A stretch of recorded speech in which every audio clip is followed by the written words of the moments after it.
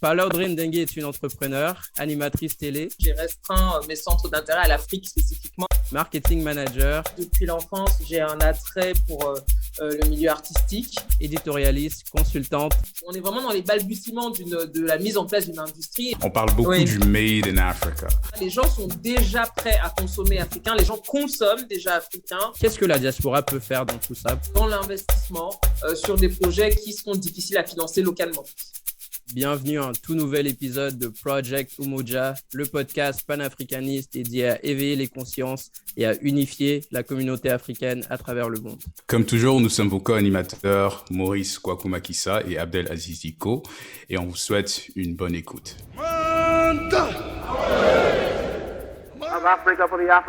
Je ne vois pas pourquoi nous ne chercherions pas ce qui nous unit au lieu de chercher ce qui nous divise. What is needed? Togetherness. Unity. Nous avons l'immense honneur aujourd'hui d'être en compagnie de Paola Audrey Ndengue. Bonjour Paola, Akwaba, Bonjour. Caribou, bienvenue. Merci. Bonjour Merci Paola. beaucoup. Donc, pour Bonjour, celles et Raphaël. ceux qui ne la connaissent pas, permettez-moi de lui faire un petit atalakou, comme on dit chez nous en Côte d'Ivoire. Née et élevée à Douala, au Cameroun, Paola s'installe en région parisienne à l'âge de 12 ans avec sa famille. À 18 ans, elle cofonde Fascist Black, devenu aujourd'hui un média de référence sur la scène internationale. En tant qu'éditorialiste, Paola Audrey a travaillé sur de nombreux projets, incluant pour des personnalités telles que Kelly Rowland et Solange Knowles, ainsi que pour des marques telles que L'Oréal et Louis Vuitton. Pendant l'été 2014, elle quitte définitivement Paris pour Abidjan, là où elle réside principalement aujourd'hui. En 2019, Paola est sélectionnée par le magazine Forbes Africa comme faisant partie des 30 créatifs de moins de 30 ans les plus prometteurs du continent africain. Elle s'investit au quotidien dans la promotion et le développement des industries créatives en Afrique, notamment via sa newsletter Africa Digest. Elle est également productrice du Débrief, une émission consacrée à l'actualité africaine. Donc Paola, merci encore d'être avec nous aujourd'hui et merci surtout d'avoir bien voulu prendre le temps de partager votre savoir et votre sagesse avec notre communauté. Pas de problème, merci beaucoup pour l'invitation. C'est gentil. Paola, vous êtes quelqu'un de très intéressant avec un parcours assez unique. Racontez-nous comment vous avez trouvé votre passion et votre but dans la vie, et votre raison d'être. En anglais, on dit your purpose. Et plus particulièrement, on voudrait savoir comment votre vécu et vos expériences personnelles en tant que femme noire, née au Cameroun et issue de la diaspora africaine, ont façonné votre trajectoire professionnelle. Alors, ça fait beaucoup de questions en une. Je vais essayer d'y répondre. Ça n'a pas été une trouvaille immédiate. J'ai beaucoup bifurqué, j'ai beaucoup changé, j'ai beaucoup revu mes plans en cours de route. Il y a eu 15 milliards de carrières que j'ai eu envie on va dire, d'embrasser depuis que je suis très petite. Peut-être que le point de départ, c'est quand même que aujourd'hui, avec le recul, je vois que la majorité de ces carrières avaient pour point commun quand même le secteur créatif plus ou moins à quelque chose près. Donc, je pense que déjà depuis l'enfance, j'ai un attrait pour le milieu artistique de manière globale et peut-être un peu plus précisément tout ce qui tourne autour du lifestyle, du show business, etc. Donc, ça, c'est depuis très jeune. Et je suis toujours comment dire, j'essaie toujours de garder les yeux ouverts à chaque fois que j'avance dans un domaine, de garder l'esprit ouvert également sur, peut-être en cours de route, pouvoir trouver d'autres choses qui finalement me passionnent beaucoup plus que ce que je ne pensais et revoir mes plans. Donc, je ne suis pas quelqu'un de très, de très arrêté sur une idée en me disant, voilà, j'ai décidé de faire ça et je me ferme complètement à toutes les autres opportunités. Ça a été plutôt le contraire. Donc, on va dire l'arrivée plus ou moins accidentelle dans l'entrepreneuriat m'a un peu ouvert les yeux sur ce que je voulais faire, le domaine dans lequel je voulais. Je pense que très honnêtement, dans ma vingtaine, mon objectif était de tester le plus de choses possible. Les choses sont beaucoup plus claires maintenant sur, là j'ai clairement choisi le domaine dans lequel j'ai envie de rester, d'évoluer. Les choses sont beaucoup plus claires maintenant, mais dans la vingtaine, j'avais volontairement décidé de ne pas me fermer de porte. Donc, j'ai enchaîné beaucoup de casquettes en même temps, mais c'était fait exprès. J'avais envie de déterminer un peu ce qui m'intéressait parce que je suis quelqu'un qui a énormément de centres d'intérêt. Donc, c'était difficile de choisir un d'entre eux. Donc, j'ai décidé de, voilà, au fil du temps, à travers Fresh is Black, à travers mon agence de conseil Panel, à travers les différentes sollicitations que j'ai eues, faire du contenu, en produire, puis animer. Voilà, je ne me ferme pas les portes en général. Et je pense que c'est plutôt ça qui m'a servi. Je pense que ça a été une force parce que, du coup, ça rend mon regard extrêmement, je pense, polyvalent. Et je vois les choses de plusieurs angles. Parce que, justement, j'ai eu cette chance de pouvoir non seulement travailler dans plusieurs domaines, mais aussi avoir des postes et des positions différentes à chaque fois. Et aujourd'hui, je crois que ça me permet de regarder un problème en 360. C'est-à-dire que je ne vois pas les choses que de mon angle ou d'un angle particulier, mais voilà, pour donner un exemple très rapide, c'est par exemple au niveau des médias, j'ai travaillé comme journaliste et comme éditorialiste. J'ai également travaillé comme attaché de presse, c'est-à-dire quelqu'un qui doit pitcher aux journalistes. Donc aujourd'hui, quand j'ai une information, je sais comment l'avoir des deux côtés. Volontairement, par contre, j'ai restreint mes centres d'intérêt à l'Afrique spécifiquement. Bien évidemment, être né sur le continent, je pense que ça fait quand même une certaine différence en termes de compréhension. Il y a certaines choses, il y a certaines subtilités qui, je pense, peuvent un peu échapper à quelqu'un qui n'a pas vécu sur le continent, à quelqu'un qui n'est pas complètement au fait de comment ça se passe ici. Donc, je pense que c'est un avantage. Et en même temps, d'être de la diaspora, ça permet aussi d'avoir, bien sûr, une ouverture sur le monde et d'avoir peut-être des standards aussi et des exigences qui sont un chouïa un peu plus élevés que la moyenne. Voilà. Merci, c'était très concis en même temps, totalement dans sa globalité. On a pu comprendre un peu votre parcours. Mais comme vous le savez, le podcast Project Umoja est vraiment distribué sur les plateformes de African Heroes Magazine. Et du coup, nous sommes curieux un peu de savoir qui ont été vos African Heroes ou Sheroes, comme on dit, en grandissant et comment ont-ils influencé votre trajectoire autant sur le plan professionnel que sur le plan personnel également. Alors, les héros africains en grandissant. Je dois dire que je pense que j'en ai peut-être eu beaucoup plus conscience en devenant adolescente. Je n'y faisais pas nécessairement attention en étant plus jeune. Il y en a plusieurs. Je commence toujours par le premier parce qu'il a été décisif dans mon choix de revenir m'installer sur le continent. C'est Fela Kuti. Donc j'ai grandi avec sa musique, il y avait de quoi puisque chaque chanson de Fela fait au moins 7 à 10 minutes, donc on a vraiment le temps de, voilà, un peu comme les chansons congolaises, on a vraiment le temps d'être en immersion dans la musique. Donc c'était d'abord ça, et je pense que en grandissant et aux alentours de, j'avais quel âge, 17, 18 ans, je suis retombée un peu par hasard sur la musique de Fela Kuti. Et là, par contre, la différence, c'est que j'étais déjà plus grande et surtout, j'avais plus d'outils pour comprendre parce qu'en plus, Fela ne chantait pas essentiellement en anglais, il chantait en pidgin, un peu en yoruba, mais beaucoup en pidgin. Et donc, comme à 17-18 ans, je commençais déjà un peu à comprendre le pidgin. Donc là, j'ai vraiment pris conscience du caractère engagé, du sarcasme aussi, parce qu'on ne le dit pas beaucoup. Et donc, j'ai vraiment pris le temps et j'ai vraiment eu une espèce de deuxième choc culturel en l'écoutant. Et ça coïncidait déjà avec moi, ma réflexion de me dire, bon, qu'est-ce que je fais là à Paris ?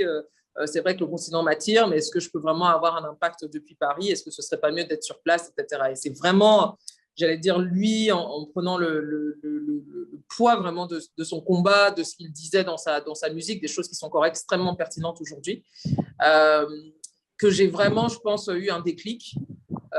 Bien évidemment, j'ai pris le temps d'aller fouiller dans sa carrière, mais dans sa vie aussi, l'impact que son engagement a eu, l'impact positif comme moins positif. Et donc, c'est vraiment quelqu'un, je ne sais pas si je le considérais comme un héros.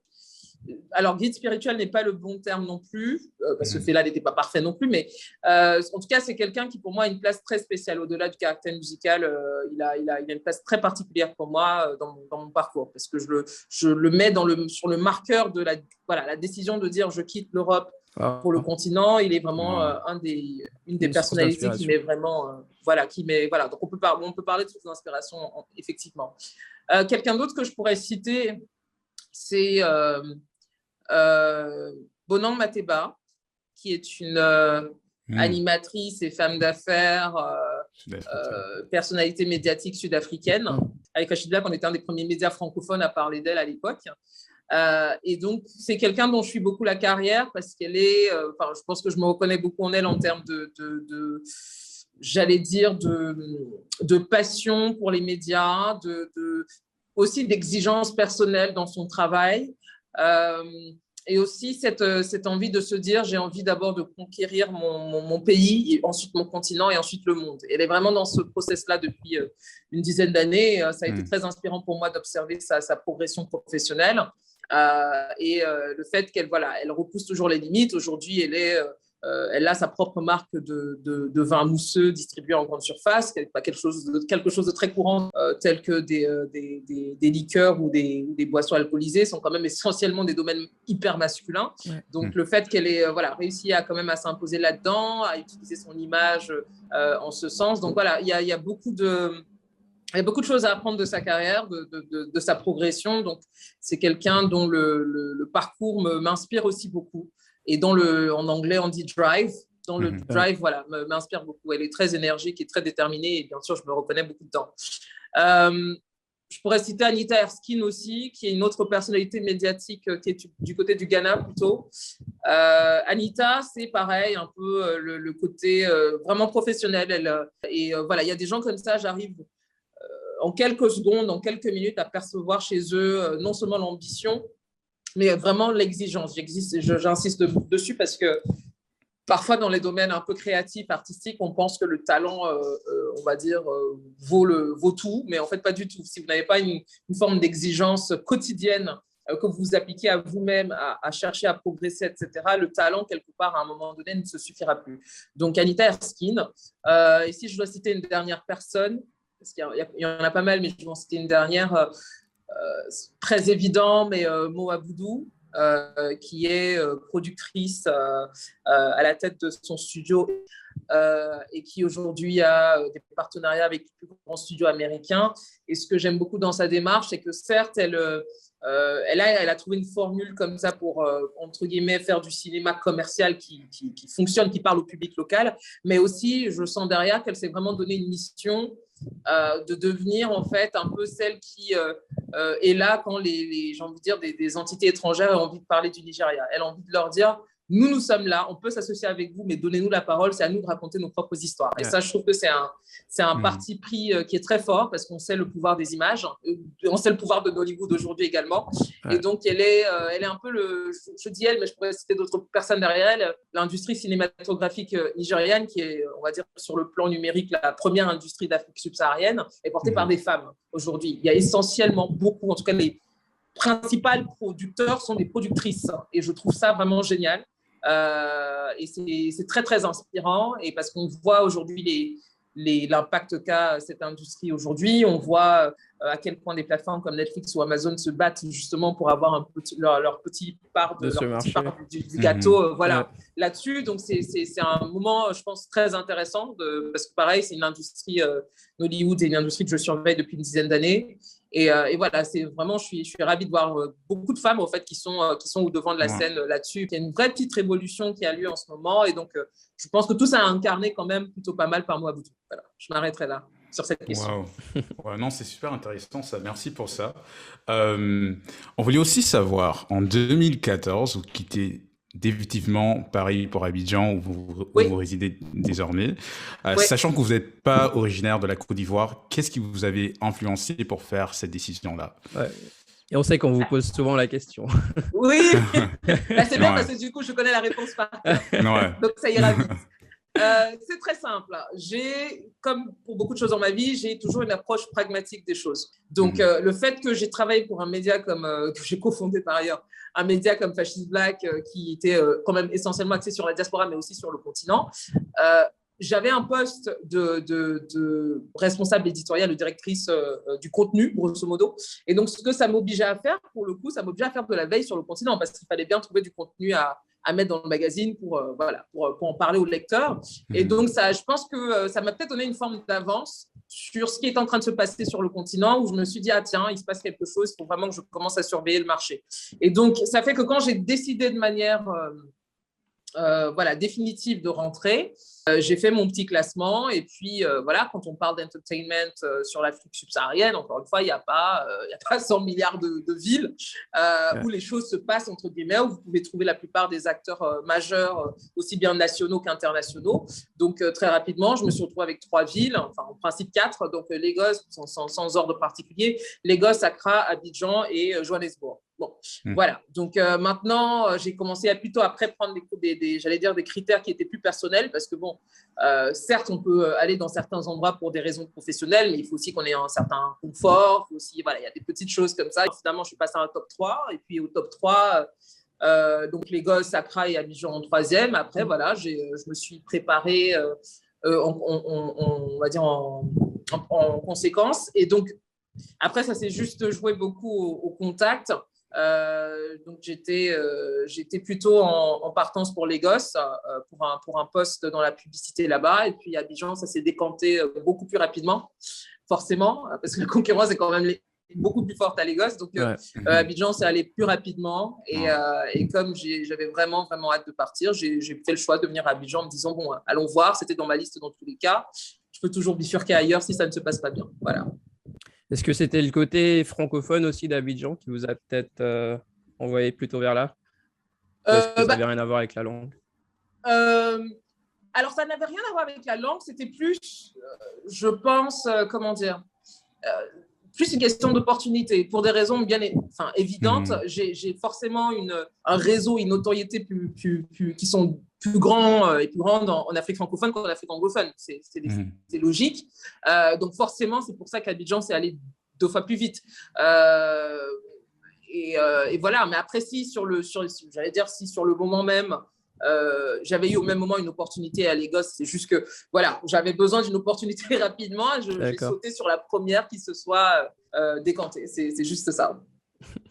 Je me disais aussi peut-être c'était la Cheikh Garba ou bien le Non, je voudrais pas vous mentir en disant que c'est ça, non, je veux pas vous mentir, je vais pas vous flatter. Non, c'était pas ça. C'était pas ça, d'autant plus que je suis camerounaise, donc d'origine. Donc sur la nourriture, il faut un peu plus que du garba pour m'attirer quelque part. Vous voyez ce que je veux dire. Voilà. Le ndolé, c'est très bon aussi.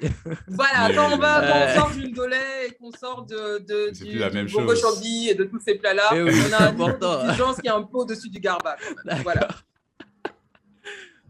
Non, mais pour revenir un peu dans le vif du sujet aussi, on aimerait parler d'économie culturelle et créative avec vous aujourd'hui. Oui. Et pour redonner un peu de contexte à nos auditeurs, donc vous avez été sélectionné en 2019 par le magazine Forbes Africa comme faisant partie des 30 créatifs de moins de 30 ans les plus prometteurs du continent, et aux côtés du chanteur nigérian Burna Boy et de l'actrice sud-africaine Boati parmi tant d'autres. Et vous contribuez également à la promotion et le développement des économies culturelles et créatives en Afrique via votre newsletter Africa Digest. Donc, on peut vous considérer en tant qu'experte un peu des industries culturelles et créatives en Afrique. Donc, pouvez-vous nous parler un peu des obstacles et des opportunités liées à l'essor des industries culturelles en Afrique aujourd'hui? Alors là, il faudrait une journée entière. Pour être très, on va être sur le vif du sujet et aller à l'essentiel. Je pense que la problématique, elle va d'abord être sur la compréhension de ce que c'est que les industries créatives. Contrairement à d'autres, parce que en fait, le simple fait même d'associer industrie et créative, ça ressemble quasiment déjà à un oxymore. C'est-à-dire que quand on parle industrie, on a l'impression de quelque chose de très structuré, où les process sont extrêmement clairs et où on s'adresse quand même à quelque chose qui touche aux masses. Et quand on a créatif en tête, on a toujours l'impression que créatif, ça renvoie finalement à quelque chose d'assez désordonné, de très spontané. Donc, associer les deux et l'expliquer, en tout cas côté francophone, c'est assez compliqué. Bon, aujourd'hui, ça commence un tout petit peu, mais on a déjà ce problème-là de compréhension quand on doit expliquer ce que c'est et deuxièmement, ce que ça comprend. Alors, quand on dit industrie créative en Afrique et qu'on dit monde du divertissement, une fois qu'on a passé la barrière de la compréhension même de ce que ça revêt, ensuite, il faut, j'allais dire, déterminer les business models. Sachant que d'un secteur à l'autre, ce ne sont absolument pas pareil. On ne parle pas du tout de la même chose. Ce qui est le plus communément compris, en général, quand on dit industrie créative, on va notamment être dans tout ce qui est secteur musical, etc. Et là-dedans, on sait très bien, par exemple, que la vente musicale pure ici, en vrai, ne fonctionne pas tant que ça. pour tout un tas de raisons. Donc, on va surtout être sur, par exemple, l'industrie du spectacle, l'organisation de concerts, donc tout ce qui va toucher à l'événementiel. Donc ça, par exemple, les gens arrivent plus ou moins à le comprendre parce que bon, le business model est assez simple. Vous vendez des tickets, vous obtenez de l'argent et puis vous essayez de recouper par rapport à votre investissement sur l'organisation. Donc, il y a des choses comme ça qui sont j'ai envie de dire, déjà très banalisées. Après, quand on va sur des choses un peu plus pointues, type, par exemple, l'art, je dis une bêtise, l'art contemporain fait partie des industries créatives, mais alors est-ce que tout le monde, ou alors est-ce que même les acteurs essentiels ici comprennent comment sont établies les valeurs de tel ou tel tableau? Enfin, est-ce que ce sont des choses auxquelles les gens ont accès? Je ne suis pas sûre. Quand on parle du monde de l'audiovisuel, pareil, on est dans le secteur créatif, qui est comme la musique un peu plus compréhensible parce que finalement consommé par les masses depuis un certain nombre d'années avec des acteurs qui sont déjà identifiés. Mais là, par exemple, ça va être de dire, bon, on sait que les gens payent leur redevance télé, très bien. On sait que les gens payent les abonnements pour avoir accès aux satellites, très bien. On sait que le business model, c'est aussi notamment la publicité. Mais est-ce que, par exemple, sur le streaming, parce qu'aujourd'hui, ça devient, on va dire, une plateforme incontournable. Oui, on commence à avoir des plateformes. Je suis en Côte d'Ivoire, il y a des plateformes comme Orange TV qui est la principale plateforme de streaming mobile sur la Côte d'Ivoire. Voilà, disons qu'on est... nous sommes sur des secteurs qui sont en perpétuel mouvement dans le secteur créatif, mouvement dans la création en elle-même et puis mouvement aussi dans tout ce qui est autour. Donc la distribution notamment, parce que ça reste un facteur essentiel, la distribution, la commercialisation, la monétisation. Voilà, il y a beaucoup de choses qui se font de manière quasiment organique ou parce que aussi, nous sommes sur des industries qui sont heureusement ou malheureusement quand même très dépendantes des GAFA, entre autres. En tout cas, elles le sont de plus en plus. C'est un secteur qui est, je pense, qui est un peu en panne j'allais dire d'une part d'experts ou en tout cas de talents formés dans le domaine. Il y a aussi un secteur qui, encore une fois, à mon avis, est très sous-estimé. Par la plupart des acteurs, notamment dans tout ce qui concerne la partie législation, etc. On est vraiment sur un secteur, malheureusement, dans lequel on s'appuie peut-être un peu trop sur les acteurs principaux du domaine. Et après, chaque entreprise privée ne peut faire que ce qu'elle peut faire. Elle ne peut pas avoir forcément à elle toute seule un impact qui va, on va dire, complètement régir l'ensemble du secteur. Donc, je pense qu'on est, en tout cas côté francophone, j'entends, on a encore un tout petit peu de retard dans ce domaine-là sur la structuration. Ça avance, mais peut-être pas aussi rapidement qu'on le voudrait. Parce que comme je l'ai dit, voilà, problème de compréhension, problème de formation, bien évidemment problème d'infrastructure. Ça, je ne l'ai pas évoqué parce que c'est un peu la base. Ouais. Voilà, on a un problème d'infrastructure, on a un problème aussi, il faut le dire, de pouvoir d'achat, parce que ça aussi, ça détermine énormément de choses et de choix structurels, stratégiques, commerciaux, etc. Donc, voilà, milieu passionnant, mais avec encore beaucoup de challenges. Non, bien sûr, c'est super intéressant ce que tu es en train de nous dire là. Avec la mise en place de la zone de libre-échange continentale ou bien la ZLECA, on parle beaucoup du Made in Africa. Alors, comment est-ce que le Made in Africa ou bien les industries créatives aussi peut-il contribuer à faire rayonner le soft power africain et comment déclencher une chaîne de valeur entre artistes, entrepreneurs, distributeurs et services de soutien pour créer des emplois et établir une sorte de véritable industrie panafricaine? En fait, j'ai envie de dire que ça existe déjà, ça se fait déjà. Les industries créatives, la mode, la musique, la création de manière globale, la gastronomie, existent des échanges qui ne sont plus, on va dire, non seulement régionaux, mais même interrégionaux.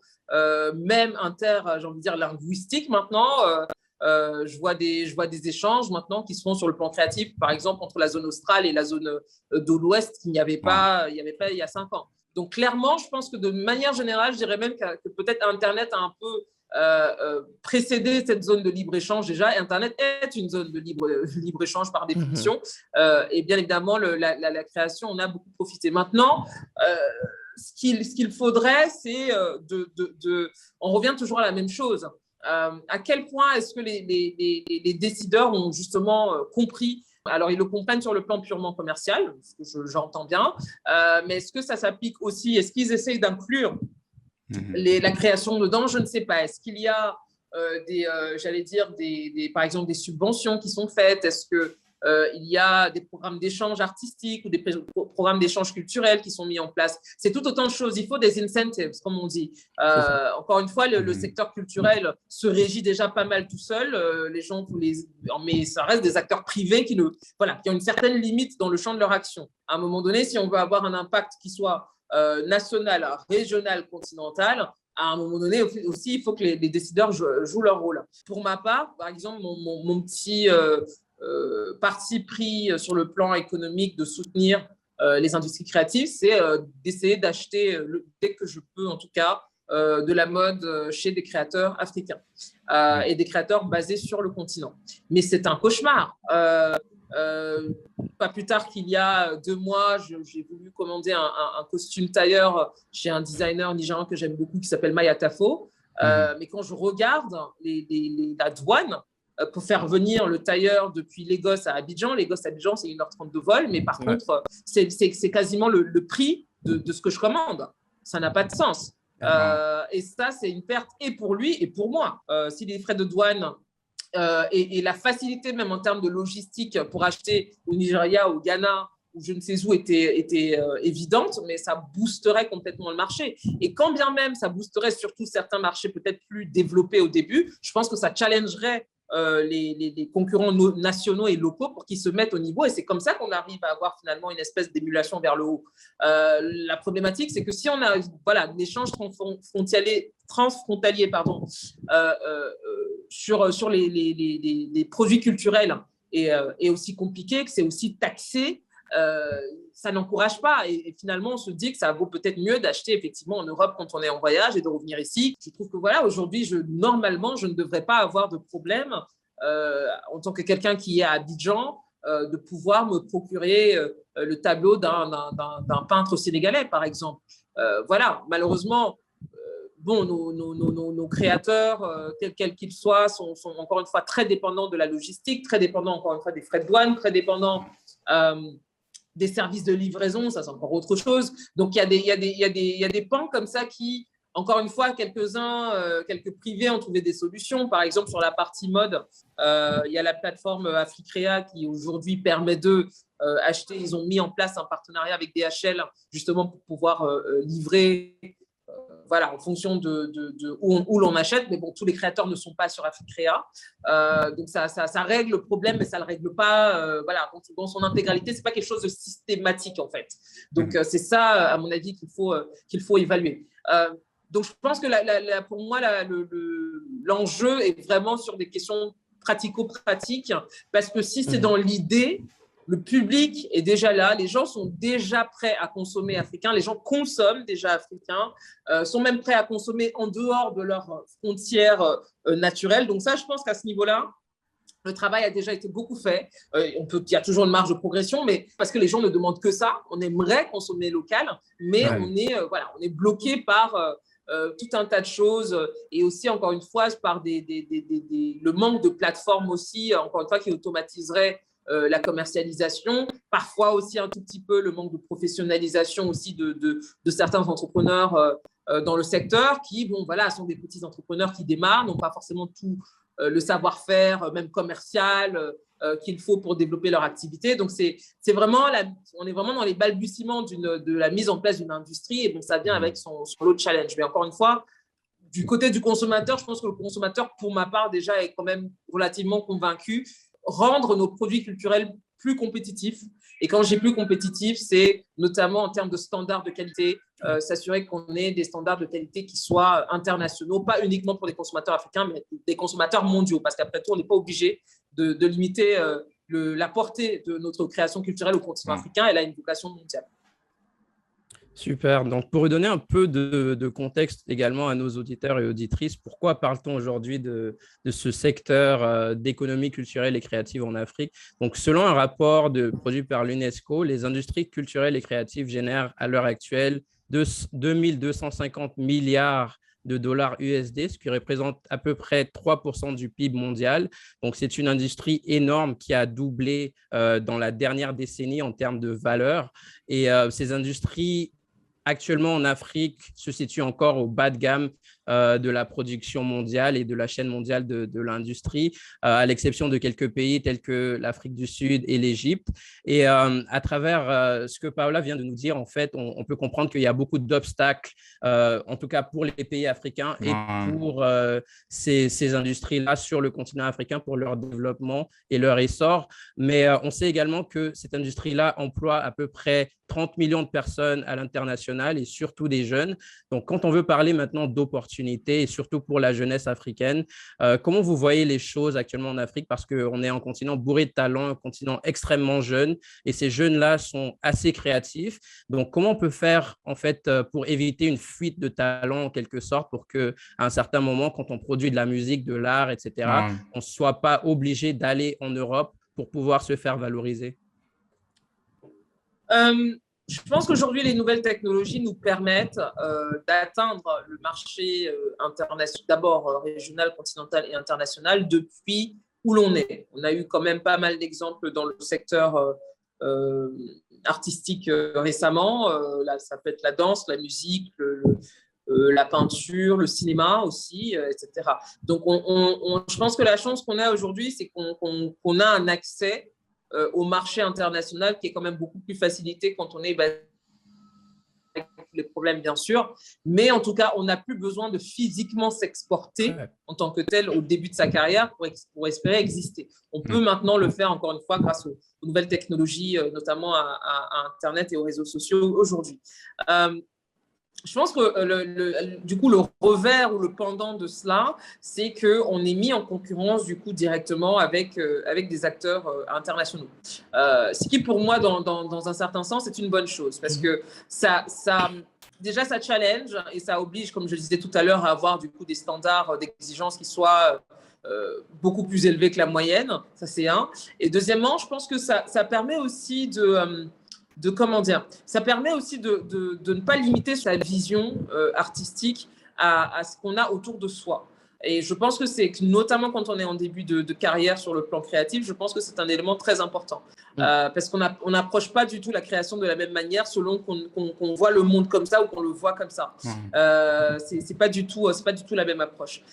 Et dans un troisième temps, je dirais aussi que le fait d'être jeune et d'avoir accès aux outils technologiques, je pense que c'est aussi ça peut avoir un intérêt en termes de formation. J'insiste vraiment beaucoup dessus parce que certes, nous sommes un continent jeune et bourré de talents. Le terme industrie, encore une fois, rappelle quand même une forme de rigueur, une forme d'exigence, une forme de structuration et de formalisation.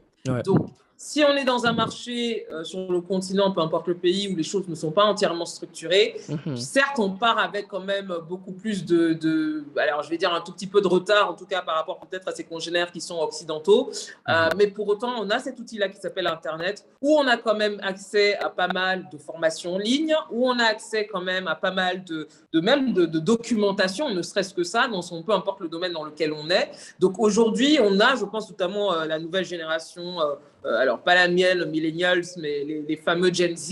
On voit sur TikTok ce que les créateurs africains sont capables de faire aujourd'hui. C'est incroyable avec un téléphone ce qu'ils arrivent à faire. C'est quasiment des mini-films quasiment qu'ils arrivent à faire en 30 secondes, en 60 secondes. Et ça, c'est incroyable. Donc, je pense qu'en termes d'aptitude aujourd'hui, on a fait peut-être comme on dit, ce leapfrog en avant sur la technologie mobile. Je pense qu'il y a pas mal de choses, même en termes de création d'art numérique, etc., qui se développent. Il y a pas mal de choses qui sont vraiment disponibles sur la toile et qui permettent très normalement à des artistes, à des créateurs, etc., de se former, finalement de monétiser leur travail. Aussi, parce que c'est une question qui est bien sûr très importante si on veut pouvoir vivre de ce que l'on crée. Donc voilà, encore une fois, ça élargit pour moi le champ des possibilités par rapport à il y a 15 ou 20 ans. Et c'est vraiment notamment à la jeunesse de s'en saisir, tout en espérant bien évidemment encore une fois que les acteurs publics les acteurs locaux, nationaux, régionaux, etc., encore une fois, prennent la mesure de l'importance de formaliser et de structurer ces secteurs-là. Et même s'il ne s'agit pas pour eux de structurer directement, mais au moins que les ministères de tutelle, que ce soit le ministère de la Culture ou du Commerce ou autres, pourront venir structurer le marché. Donc, c'est un combat qui est perpétuel, mais encore une fois, j'espère que les acteurs en tiennent compte parce qu'on a cette, on a ce challenge qui va être d'être un continent jeune, mais un continent qui a besoin d'être employé, un continent où quand même la question de l'emploi devient de plus en plus décisive et peut représenter un facteur d'instabilité. Et je trouve ça assez pertinent de mentionner le rôle de la technologie, notamment des smartphones, parce qu'aujourd'hui, plus de 660 millions d'Africains sont équipés de smartphones et c'est clair que ça fait une différence au niveau de la représentation et au niveau du secteur informel. Ils peuvent aller sur TikTok faire des vidéos par eux-mêmes.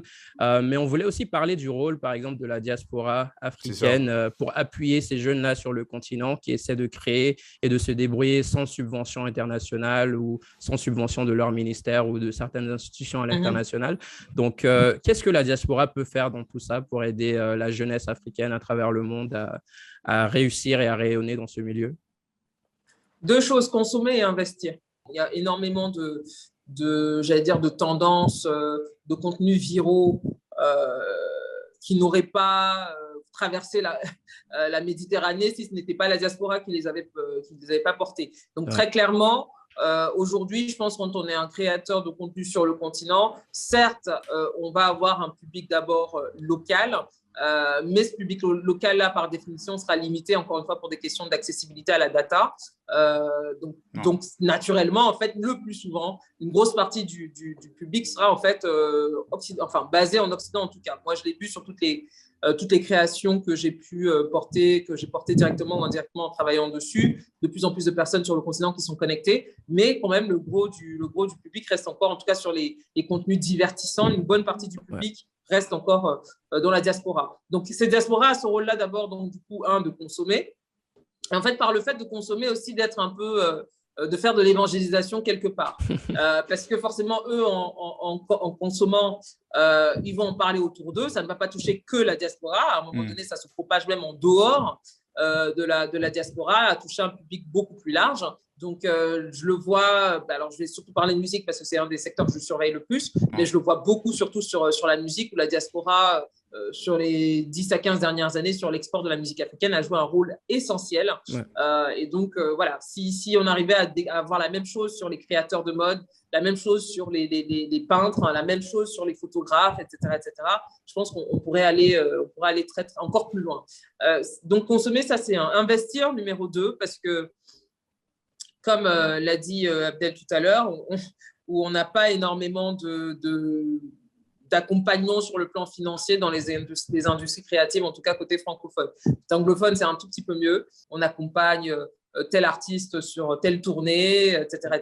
Ça n'existe pas. Aller prendre même un prêt bancaire pour un projet créatif, bonne chance. Parce que déjà, quand vous allez pour un projet qui est un peu plus... on va dire normal, entre guillemets, ou un peu plus habituel déjà, la liste de documents et la liste de choses qu'on vous demande de fournir est incroyable. Alors, si vous allez sur un projet créatif, je pense que le banquier ne vous reçoit même pas. Donc, je pense que là, on observe qu'il y a quand même pas mal d'initiatives qui sont progressivement en train de se mettre en place. Bon, il y a différentes manières, encore une fois, de monétiser. Certains créateurs vont sur, par exemple, du crowdfunding.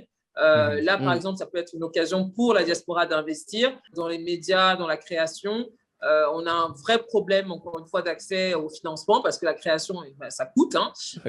Et donc, du coup, je pense que la diaspora peut vraiment jouer un rôle dans l'investissement sur des projets qui seront difficiles à financer localement. Donc, ça, c'est la deuxième chose. Et peut-être la troisième, mais ça revient un peu à ce que je disais sur le point de la consommation, c'est faire du lobbying. La diaspora a cette chance-là d'être dans des territoires où les choses sont beaucoup plus structurées, sont beaucoup plus normées, mais ça leur donne aussi accès à peut-être certaines institutions auxquelles les créateurs de contenu ici n'ont pas accès. Et donc, je pense que c'est aussi à la diaspora de jouer ce rôle-là, qui ont de l'influence sur la création, sur la distribution, sur ce genre de choses, etc. Si on a des personnes de la diaspora qui sont à ces positions-là et qui peuvent permettre d'ouvrir les portes pour les créateurs de contenu sur le continent. Ça va jouer, c'est ce que j'ai beaucoup observé, notamment au niveau de la diaspora nigériane, qui est extrêmement active à ce niveau-là, parce qu'elle est notamment constituée de personnes qui aujourd'hui sont présentes dans la plupart des grands groupes mondiaux de l'entertainment. Netflix, et assez souvent, voilà, exactement. Et donc, assez souvent, ce qu'on observe, c'est que dès qu'ils arrivent, c'est presque automatique, en tout cas pour beaucoup d'entre eux, c'est de s'assurer qu'ils vont placer un film nigérian ici, faire entrer un chanteur nigérian là, ils ouvrent des portes derrière. Et je pense que c'est peut-être un truc qui nous manque un tout petit peu dans d'autres territoires, notamment francophones, c'est qu'il faut effectivement qu'il y ait, pour les quelques personnes, encore une fois, qui ont un accès à des postes de décision où ils peuvent avoir un impact, c'est de faire une forme un tout petit peu de discrimination positive pour laisser un peu plus de place au contenu africain. Voilà. Prochainement, Paola, on aimerait aborder le thème de la démocratie, gouvernance et le rôle des médias africains. Alors, nous sommes curieux de savoir ce que vous en pensez des rôles des réseaux sociaux et des plateformes médiatiques alternatives en ce qui concerne la démocratisation du savoir et la politisation de la jeunesse africaine et afro-descendante. Bien sûr, vous êtes productrice de l'émission Le Débrief. Alors, on aimerait aussi que vous nous parlez de ce que c'est et ce que vous avez réussi à produire à travers l'initiative du Débrief. Ok, alors je vais commencer par la dernière question sur le débrief. Alors le débrief essentiellement est une émission hebdomadaire qui était diffusée tous les dimanches et qui couvrait en gros l'actualité politique et pop culture du continent africain. Pas essentiellement francophone, mais francophone, anglophone et pourquoi pas lusophone, tant que l'actualité s'y prêtait.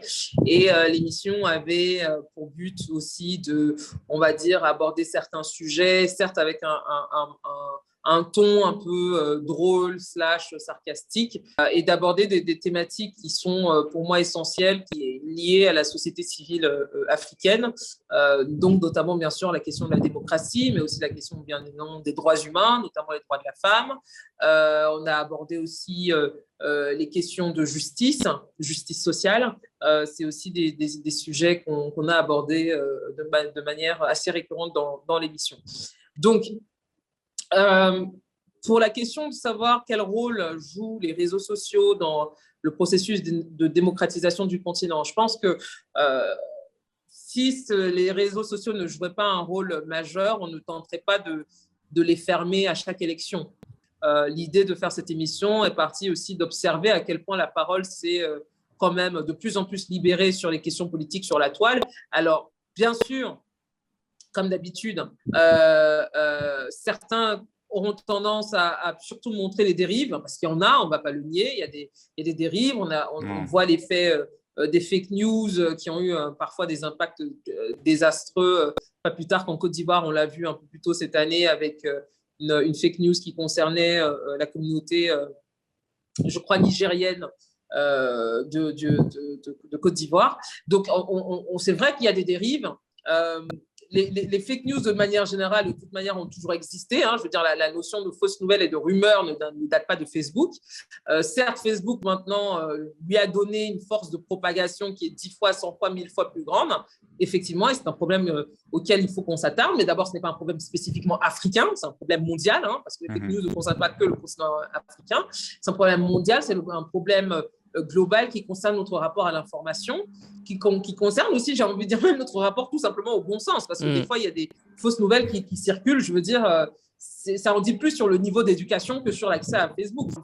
Pardon, vous ne faites pas le minimum d'exercice mental de, comme on dit, proofread, ou de vous dire, bon, ça a l'air quand même un peu bizarre. Ouais. Là, quand même, bon. Donc, c'est plus peut-être sur des questions où il faudrait réfléchir sur le niveau d'éducation plus qu'autre chose. Ou peut-être la manière dont l'éducation est faite. Parce qu'aujourd'hui, oui, peut-être qu'il faut qu'on commence à former les gens comme on forme des journalistes, c'est-à-dire former au sens critique, à la pensée critique, voilà, savoir comment critiquer une information, comment traiter une information.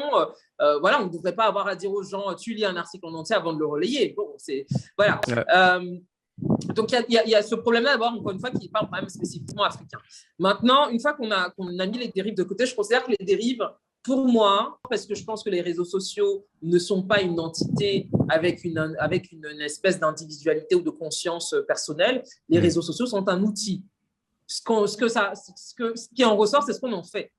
Hein, c'est ce qu'on en fait d'abord. Donc, c'est d'abord les hommes. Certes, la technologie et ceux qui sont derrière la technologie ont un rôle ou une responsabilité. Bon, certains diront que la technologie n'est pas, comment dire, que la technologie est forcément biaisée parce qu'elle est conçue par des hommes, certes, mais elle est aussi biaisée parce qu'elle est utilisée par des hommes. Donc, pour moi, on revient toujours d'abord à cette question-là. Encore une fois, une libération de la parole qui manquait cruellement sur le continent parce que, encore une fois, on est sur le plan démocratique, nous sommes des nations extrêmement jeunes, 60 ans, 62, 63 ans, c'est pas grand-chose à l'échelle de l'histoire d'un pays, ou en tout cas l'histoire d'une république ou d'une nation. Ça, c'est la première chose. Donc, on est très jeunes, mais par contre, parce qu'on est très jeunes, on a encore une histoire qui est particulièrement récente, parce que nos indépendances datent de pas très longtemps. Donc, on est surtout parce qu'elles datent de pas très longtemps, on a encore beaucoup d'archives, beaucoup d'histoires. On a encore même, pour certains d'entre nous, des proches qui ont connu cette époque-là. Et on sait en fait que c'était accompagné ce processus de démocratisation qui est encore en cours. On sait que ça vient avec son lot de challenges en termes de liberté de la presse, liberté de la parole, les libertés individuelles même tout court, parce que nous sommes sur des territoires, j'allais dire, gouvernés de manière autocratique et où on a une concentration de pouvoir qui est telle que finalement la liberté de parole, la liberté de la presse, etc., sont des libertés, comme on le sait de toute manière, qui sont toujours les premières à être, on va dire, censurées quand on veut imposer le pouvoir de manière, comment dire, despotique. Hein, ouais. on va appeler les choses telles qu'elles sont. Voilà, donc je pense que le fait que les réseaux sociaux soient arrivés, pour moi, ont participé à peut-être un peu désacraliser, qu'on commence à réaliser que, tiens, les gens qui nous gouvernent sont des êtres humains comme tout le monde, hein, et qu'ils ont ce mot-là, parce que je n'arrive pas à trouver la version francophone parfaite, mais accountability. Je pense que c'est quelque chose qui est pour moi un des meilleurs apports qu'on ait eu avec les réseaux sociaux, que les gens aient commencé à le dire ouvertement. Vous avez été élus, vous nous devez des comptes. Vous êtes responsable. Voilà, vous êtes responsable de vos actes, vous êtes responsable de la manière dont vous gérez une collectivité, un pays, etc. Et en plus de ça, vous devez nous rendre des comptes. C'est surtout ça. Je pense que c'est quelque chose qu'on n'entendait pas forcément il y a 20 ou 30 ans. Qui aurait osé? En tout cas, ceux qui ont osé, on a vu comment ça se terminait la plupart du temps. Mais comment vous allez écraser 5-10 millions de personnes qui sont en train de dire la même chose en même temps, ça va être beaucoup plus compliqué. Donc, raison pour laquelle, dès qu'ils peuvent, ils coupent Internet parce que autant débrancher la machine. Mais même débrancher la machine, je veux dire, à un moment donné, ça ne règle pas le problème dans le fond. Là, ma conviction, c'est que la démocratie, c'est comme beaucoup de choses. Une fois qu'on y a goûté, on n'y renonce plus. On peut y renoncer par la force, parce qu'encore une fois, malheureusement, nous sommes souvent dans des États policiers, des États où il y a un emploi disproportionné des forces de l'ordre pour censurer, pour intimider, etc. Mais on ne peut pas tuer les idées. Et je pense que pour moi, the cat is already out of the bag. On ne peut plus faire marche arrière. On va avancer même de manière forcée, même avec des reculs, etc., vers la démocratisation qui va arriver quoi qu'il arrive. Parce que si on la voit même arriver dans certains pays où on aurait juré qu'ils allaient rester des dictatures jusqu'à la fin, et puis finalement, il y a eu des bouleversements. Je ne pense pas que les Africains soient moins aspirants à la démocratie qu'ailleurs. Je ne pense pas. Je pense même tout le contraire. Donc, certes, on a encore des épreuves devant nous. Le pouvoir, bien évidemment, ne se donne pas, il s'arrache. Et bien évidemment, ceux qui l'ont n'ont aucun intérêt à le donner parce que ça va à l'encontre de la préservation de leurs intérêts personnels. Mais voilà, je pense que les réseaux sociaux, clairement, vont participer à ça. Ils comprennent tout de suite, justement, où se situe le problème pour certains qu'on ait une liberté de parole un peu trop grande. Donc, c'est un combat qui ne fait que commencer. Et en tant que fan du débrief, pour être honnête, on tient vraiment à vous remercier pour le travail herculéen que vous faites parce que on sait que c'est vraiment pas facile de faire ça et vous démontrez vraiment un exemple de journalisme engagé, non seulement pour la liberté d'expression, mais aussi pour les institutions démocratiques en Afrique et vous montrez à la jeunesse africaine que c'est possible de faire autrement. Mais on sait que ça vient également avec un lot de problèmes, incluant pour votre sécurité personnelle et avec d'autres risques qui sont compris par le métier. Donc, on souhaite vous demander en fait comment mener la lutte pour dénoncer certains fléaux tels que la mauvaise gouvernance sur le continent sans risquer notre vie ou celle de nos familles parce que c'est une vraie préoccupation pour la jeunesse aujourd'hui. Oui. Je préfère dire directement que c'est pas, ça ne me semble pas possible. Hein. À partir du moment où on dénonce, on prend un risque. Point. Ouais. Je pense qu'il ne faut pas se leurrer parce que, ou alors ça veut dire qu'on n'a pas pris de risque. Parce que par définition, c'est un risque parce qu'on risque quelque chose. Ouais, c'est ça. Si on risque quelque chose, voilà. Donc on ne peut pas. Alors maintenant, après, il y a des échelles, bien évidemment. Si vous. Comment dire, en termes d'engagement, il y a des niveaux. Moi, par exemple, je ne me considère pas vraiment comme engagée parce que je me vois plus comme un relais. Et je me vois plus comme quelqu'un qui a une plateforme et qui a décidé de s'en servir d'une certaine manière. Après, chacun, et je pense que c'est ça, là, quand on revient sur la notion de l'engagement, c'est une décision personnelle. Hein. Et c'est surtout une décision que l'on prend en son âme et conscience et en prenant en compte son environnement, ses ambitions, qu'est-ce qu'on est prêt à sacrifier surtout. Je pense que c'est surtout ça. Qu'est-ce qu'on est prêt à donner entre guillemets pour la cause. Et maintenant, bien évidemment, cette question-là est extrêmement personnelle. Personne ne peut venir vous dire à vous, voilà ce que vous devrez faire ou pas. Moi, justement, j'évite autant que je le peux, en tout cas, de donner des leçons à ce niveau parce que voilà, chacun a sa situation personnelle et ce que moi, je suis prête à risquer, d'autres personnes ne le peuvent pas.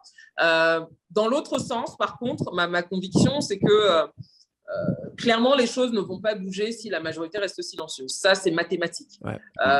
Donc, c'est pour ça que, encore une fois, le résultat viendra de la somme de décisions collectives, enfin, à la fois collectives et très individuelles. C'est pour ça que je reviens à ce que je disais. Qu'est-ce que chaque personne à son niveau pense qu'elle peut ou apporter ou, entre guillemets, sacrifier. Dans l'état actuel des choses, moi, mon niveau d'exigence, il est très bas parce que l'opinion publique a un impact. Même quand on est dans des territoires qui sont, entre guillemets, verrouillés démocratiquement, où en gros, rien ne se passe, on ne peut rien dire, vous réalisez quand même que même dans ces cadres-là, l'opinion du peuple compte. Elle a, quoi qu'on dise, l'opinion, même pour un autocrate, l'autocrate, même s'il peut faire la propagande du matin au soir, la propagande, elle est faite pourquoi? Parce que la personne veut quand même s'assurer qu'il y a une bonne image. L'image, d'autant plus aujourd'hui, avec tout ce que l'on a d'outils de communication. Donc, je pense que pour moi, entre guillemets, scandale ou de faits divers qui ont eu lieu sur l'Afrique francophone ces 3 ou 6 derniers mois, où je pense que les gens progressivement commencent à voir que oui, certes, on disait par exemple au début, mais vous vous indignez sur Internet, ça n'ira pas très loin. Bon, les gens commencent à voir que si, ça commence quand même à avoir un tout petit peu d'impact quand même, l'indignation sur Internet ici. Pas au niveau de ce qui se passe en Occident, certes, mais par contre, ça commence, on voit un shift qui se produit sur certaines thématiques, sur certains sujets de société, etc., où on voit que l'indignation, par exemple, commence à avoir un impact. Donc, c'est ça maintenant, la question va être de voir, OK, maintenant qu'on a compris ça, comment maintenant, entre guillemets, on instrumentalise cette indignation, parce qu'on ne peut pas non plus s'indigner juste à chaque scandale, puis jusqu'au prochain scandale. Voilà, la question, ça va maintenant être de comment on stabilise ça et comment on fait qu'on transforme, en fait, cette indignation-là, cette mobilisation en quelque chose de concret qui a un impact de manière réelle et encore une fois, qui a un impact sur le changement par exemple, changement de loi, sur rectifier certaines choses, sur le changement de mentalité, au quotidien, etc. Donc, je pense qu'on amorce ça. On n'y est pas encore, on est vraiment dans une amorce. Et voilà, donc je pense que pour moi, quelqu'un qui, par exemple, voit une injustice et s'indigne, utilise sa plateforme, qu'il ait 1 abonné, 10 abonnés, 100 000, c'est déjà un premier choix. Maintenant, les autres choses à faire, ça va être de soutenir les organisations de la société civile, les ONG, les soutenir financièrement, etc. Ou alors elles sont financées de l'étranger, avec ce que ça comporte, par exemple, de risques en termes de manipulation, on va le dire. Donc, je pense que si on arrive déjà, par exemple, il y a des collectifs d'avocats qui œuvrent pour défendre des prisonniers politiques, des gens qui ont été arrêtés pour leurs opinions, ça va être de dire, on peut participer financièrement justement à payer ces frais d'avocat, par exemple. Ça peut être de soutenir des associations féministes parce qu'elles ont besoin de fonds pour accueillir des victimes, parce qu'elles ne sont pas soutenues par leur ministère de tutelle, parce qu'elles ont besoin, elles aussi, de payer des frais d'avocat, parce que parfois, il faut même payer des frais pour déposer plainte. Ça, par exemple, c'est une aberration. Énormément de choses. Donc, financièrement aussi, on peut aider. Si on ne peut pas parler publiquement, on peut aider discrètement en donnant 10 000 francs, 15 000 francs, 20 000 francs ou plus. Ça peut être aussi d'utiliser, encore une fois, je le disais tout à l'heure en parlant de lobbying, d'utiliser ces positions d'influence pour justement aider. Typiquement, ça peut être pour certaines personnes qui peuvent, par exemple, travailler, j'en sais rien moi, à des départements de grandes entreprises qui couvrent la RSE, hein, donc tout ce qui est responsabilité sociale, etc., etc. Ça peut être de dire, bon, au lieu d'habitude de dire, oh, bah, si on va aller construire une école, ce qui est bien, hein, mais ça va être de dire, tiens, on va peut-être telle association qui prend le budget dédié à la RSE, on va influencer. Si vous êtes directeur ou directrice dans ce département-là, d'avoir ce choix-là, qui est un choix, c'est une forme d'engagement. Certes, ça s'aligne bien sûr avec les valeurs de l'entreprise que vous représentez, mais c'est par exemple, c'est une décision qui peut avoir un impact très concret. Donc voilà, je pense que il y a différentes manières d'utiliser son leverage, en fait, pour faire du franglais, pour justement s'engager. Il n'y a pas une seule manière de le faire. Et puis à la fin aussi, bon, il y a des gens qui ne veulent pas s'engager. C'est aussi leur droit. Je pense qu'il faut leur laisser aussi le droit de ne pas s'engager. Je dirais juste que, voilà, ne pas oublier quand même que quand on ne s'engage pas, en principe, il faudrait aussi renoncer. Donc, on ne peut pas dire je ne soustrais pas, enfin, je ne participe pas au combat. OK, pas de problème. Mais par contre, je veux bien profiter des acquis du combat. C'est un peu trop facile. C'est le beurre et l'argent du beurre. Voilà, ça serait un peu trop facile. On ferait tout ça si c'était aussi facile. Exactement. Mais comme on dit en Afrique, les fourmis ne font pas de bruit. Et comme vous étiez en train de dire tout à l'heure, on n'est pas tous obligés de prendre parole publiquement. On peut le faire à travers différentes manières. Différentes manières. C'est ça. Oui. Et de manière silencieuse également, si on ne veut pas forcément avoir notre visage en public et être une cible potentielle pour certains gouvernements et pour certaines représailles. Donc, de ce côté-là, il y a d'autres manières de se protéger également et de quand même mener la lutte. Et aussi, d'ailleurs, je voulais aussi dire que, Paola, vos lives sont incroyables. Vos lives sur Instagram, vos chambres de Clubhouse aussi, c'est à suivre. Alors, nos téléspectateurs, si vous n'avez pas encore eu l'opportunité de la suivre sur Instagram, sur ses lives ou bien sur Clubhouse, vous devrez le faire. Et je sais que sur vos lives, vous en parlez souvent. Et j'aimerais bien que vous vous exprimiez sur ce point-là. Quelle a été votre expérience avec les gouvernements et les responsables africains après le lancement du débrief? Et quelle a été la réaction de vos amis, de votre famille et vos collègues au travail ou de travail après le lancement du débrief? Alors, mon expérience avec les gouvernements, d'abord, ça n'a pas été tous les gouvernements, c'était certains pays en particulier qui avaient, c'est quelque chose d'extrêmement drôle. Et je pense qu'ils ne s'en rendent pas compte, mais ils me font un très bon compliment parce que chaque pays africain a l'impression qu'ils sont ma target. Donc, les pro-patriotes camerounais ont l'impression que je m'acharne sur le Cameroun. Les patriotes ivoiriens ont l'impression que je m'acharne sur la Côte d'Ivoire. Les patriotes nigérians ont l'impression que je m'acharne sur le Nigeria. Donc, c'est génial. En fait, moi, je trouve ça génial parce que ça veut dire que if the shoe fits. Vraiment... Pardon? J'ai dit if the shoe fits, wear it. Voilà. Comme on dit en anglais. Voilà, exactement. Et donc, je m'acharne sur tout le monde avec la même ardeur. Donc, comme quoi, il n'y a pas de traitement préférentiel, je ne m'acharne pas sur... Parce que chacun a vraiment l'impression que, voilà, je suis surtout sur eux, alors que ce n'est absolument pas le cas. Et donc, certains pays, oui, ont usé de... Alors, je ne vais pas dire pays, parce que vraiment, ce serait trop dire, c'est des individus, ont usé de certaines méthodes plus ou moins dissimulées, Donc, c'est allé de conseils, je mets des gros guillemets sur conseils, à des menaces. Bon, voilà. Mais encore une fois, je m'attarde rarement sur ce sujet parce que, encore une fois, j'ai bien mesuré comment dire, les risques. On parlait de risques tout à l'heure. J'ai bien mesuré les risques.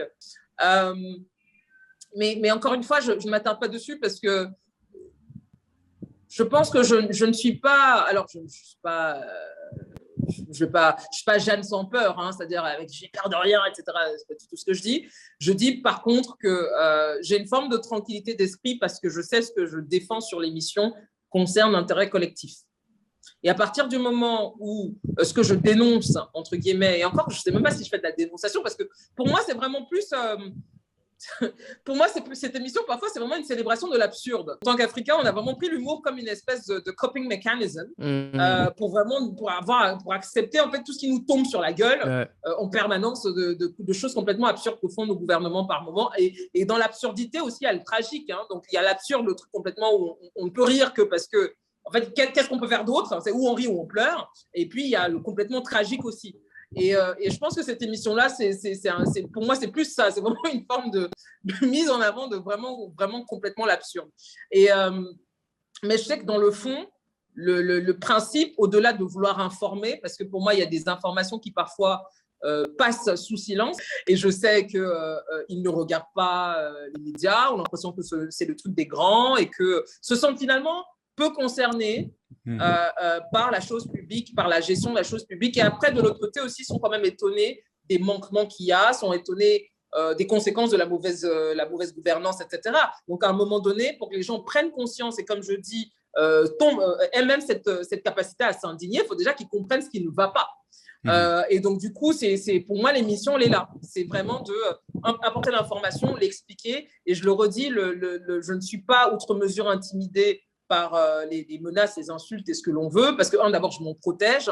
Et deuxièmement, parce que, encore une fois, je sais que je suis, entre guillemets, du bon côté de la barrière. Je ne suis pas là je ne suis pas en train de défendre des tyrans. Je ne suis pas là en train de demander non plus qu'on leur tranche la tête sur la place publique. Ouais. Je suis juste en train de leur demander de faire leur travail et de surtout penser à l'intérêt collectif, de surtout penser à l'importance de la justice. Je disais il y a 2 jours sur Twitter que la justice, c'est finalement peut-être le lien qui permet vraiment que l'on arrive tous à coexister dans le même espace, dans le même temps, sans nous taper sur la tronche. Parce que voilà, ce système de réparation et de répression, etc. Et c'est pour ça aussi que l'injustice est insupportable par définition, parce que voilà, à partir du moment où on accepte l'injustice chez quelqu'un, c'est-à-dire qu'on l'accepte chez nous aussi. Il ne faut pas penser qu'on est, parce qu'on est, je ne sais pas, mieux positionné sur l'échelle sociale, ça y est, on échappe à certaines choses. Factuellement, moi, par exemple, j'échappe à beaucoup de choses que je dénonce dans l'absolu. Donc, en vrai, quelqu'un dans ma position, ce serait presque suicidaire. Pourquoi je dénonce des choses par lesquelles je ne suis pas affectée? Je mange à ma faim, j'ai un toit, j'ai un travail, je voyage, je suis éduquée. Et je suis une femme en dessus de ça. Parce qu'en plus, avoir tout ça quand on est une femme sur le continent, encore une fois, c'est encore plus compliqué. Donc, j'ai tout ça, par définition, je devrais en gros me taire et puis, bon, en gros, comme on dit, tu manges l'argent tranquillement, tu fermes ta bouche. Mais je pense qu'il faut juste avoir une capacité d'empathie. Je pars du principe que la vie est une grande loterie. J'aurais pu naître de l'autre côté, être une vendeuse d'arachides qui n'aurait même pas rêvé de monter dans un avion un jour. Et j'aurais bien voulu que quelqu'un qui soit né du bon côté de la barrière me défende mes intérêts, pense au moins à ma dignité un minimum. Voilà. Et je pense que l'empathie, si on en avait un peu plus, il y a peut-être beaucoup de choses qu'on arriverait à régler. Si on arrive juste à se mettre à la place des gens, même sans avoir à les connaître personnellement, on n'a pas besoin d'attendre d'être touché par une histoire, on n'a pas besoin d'attendre d'être, proche d'un scandale pour s'émerveiller, pour s'étonner, pour etc. Voilà, surtout plus quand on est sur le continent africain. Je veux dire, on est quand même sur un continent où, que vous le vouliez ou pas, vous n'échappez pas à la vision. Vous allez faire face à des gens qui, pour 1000 francs, pour 1500, pour 2000 francs, sont à ça de la mort. D'accord? Donc, à un moment donné, c'est où vous faites complètement l'autruche, vous ne voyez pas ça, chacun fait ce qu'il veut. Pour ma part, en tout cas, moi, je ne peux pas faire comme si ça n'existait pas. Donc, je me suis dit, bon, moi, dans ma position, qu'est-ce que je fais? J'ai une plateforme, j'ai un certain talent, je fais du contenu média. Certes, je peux continuer à faire du contenu léger, divertissant, drôle, lifestyle et tout le tralala que j'aime, hein, que j'affectionne, ça fait partie de moi aussi, pardon. Mais à un moment donné, je me suis dit non, j'aimerais quand même faire quelque chose qui me ressemble et quelque chose que je pourrais assumer même dans 15, 20, 30 ans en me disant bon, c'était peut-être pas parfait. Et je me suis dit voilà, je sais que je jouis de certains privilèges et je préfère justement les mettre à profit de gens qui n'en ont pas. Et si j'ai une plateforme et que je permets de dire tenez, il y a ces 2 personnes-là que peut-être personne ne connaît, mais qui ont décidé comme ça de leur propre chef d'aller déposer une plainte auprès de la CEDEAO parce qu'ils considéraient que les droits de la population étaient violés et qu'ils ont obtenu gain de cause. Ce sont 2 personnes qu'on ne connaît pas, qui se sont levées, qui ont pris sur elles, qui ont lu la documentation, se sont rendus compte que tiens, on a le droit, on a la possibilité de pouvoir traîner un État devant la Cour de justice si on considère que l'État n'a pas respecté certains engagements. Ces personnes-là n'ont pas gagné que pour elles 2, elles ont gagné pour tout le monde. Ouais. Et je considère que dans ma position, il faut que j'en parle pour que les gens soient au courant qu'il y ait ces 2 personnes-là qui ont fait cet effort-là. C'est mon rôle. En tout cas, si ce n'est pas un rôle, en tout cas, je devrais utiliser justement le fait d'avoir l'attention des gens pour justement leur permettre peut-être de regarder les choses d'un angle différent, de peut-être rechallenger aussi les certitudes qu'ils ont sur certaines choses, de pouvoir se remettre en question. C'est comme ça qu'on avance. On n'avance pas uniquement en restant sur des acquis, surtout quand la liste des acquis n'est pas très longue. Donc, il y a encore beaucoup de boulot. Donc, voilà, moi, je pense que mon intérêt, ma concentration, elle est là. Elle n'est pas sur... oui, tel ne sera pas content. Oui, bien sûr qu'ils ne seront pas contents. Je veux dire, les choses sont dans l'état actuel parce que justement, il y a des gens qui en bénéficient et la majorité qui n'en bénéficient pas. Je vous remercie pour cette réponse profonde et très précise également. On aimerait bien revenir sur le sujet un peu du féminisme. Vous avez mentionné le féminisme tout à l'heure en parlant justement de cette idée-là de gens qui aiment bien récolter là où ils n'ont pas forcément semé. Et on voulait vous demander personnellement, pour vous, est-ce que vous vous identifiez en tant qu'afroféministe aujourd'hui? On sait que le féminisme n'est pas une idée très monolithique, il y a des féminismes et dont aujourd'hui, dans la communauté, les femmes noires se représentent en tant que black feminists en Occident, surtout dans le monde anglophone et en Amérique ici. Donc, de votre côté, à vous, comment vous voyez les choses? Alors, moi, à partir du moment où je suis sur le continent africain, je me pose la question du préfixe afro.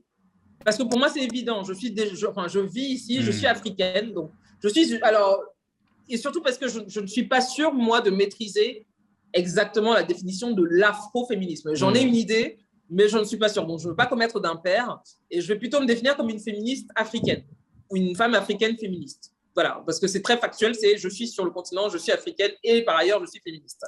Je pense que c'est ce qui me définit le mieux parce que je pense que quand on parle d'afroféminisme, c'est parce qu'il y a une forme d'altérité, c'est-à-dire qu'on est afro par rapport aux féministes blanches, par exemple. Ouais. Pour ma part, dans ma vision des choses, je pense que ces différences-là sont importantes, bien sûr, parce que au-delà du féminisme, après, il y a des spécificités liées à la couleur de peau, des spécificités liées, encore une fois, à la religion, au statut social, à l'accès à l'éducation, à tout un tas de choses qui peuvent influencer effectivement le combat féministe de toute personne. Pour ma part,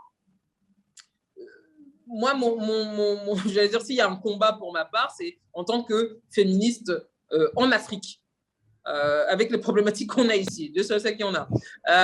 Donc, c'est vraiment beaucoup plus sur, devoir dealer avec les aléas du patriarcat en Afrique. Après, est-ce qu'il faut faire une différenciation avec, par exemple, le combat que mènerait une féministe blanche en région parisienne? Probablement que oui. Il y a des choses sur lesquelles on va se retrouver, d'autres choses sur lesquelles non, parce qu'on n'a pas du tout les mêmes réalités, pas du tout le même background culturel. Donc oui, bien évidemment, en ce sens-là, donc peut-être qu'on peut me considérer effectivement comme une afro-féministe ou une africano-féministe, je ne sais pas trop. Mais sinon, sur la base, j'allais dire le point, le dénominateur commun global, je pense qu'on est toutes d'abord féministes. Et... En tout cas, on a fait.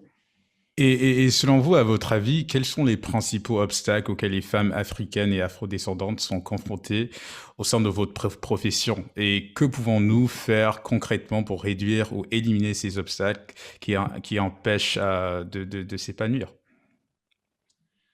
Je pense que les obstacles, ils ne sont pas spécifiques à la profession. C'est des obstacles de manière globale pour toutes les femmes africaines. Alors moi, afrodescendante, encore une fois, je vais pas trop en parler parce que je pense que n'étant plus, j'en ai une idée, je l'ai un peu vécu, mais n'étant plus membre de la diaspora, entre guillemets, depuis plus de 7 ans, moi, mes réalités, elles sont vraiment africano-africaines, hein, donc je vais plutôt parler de ça.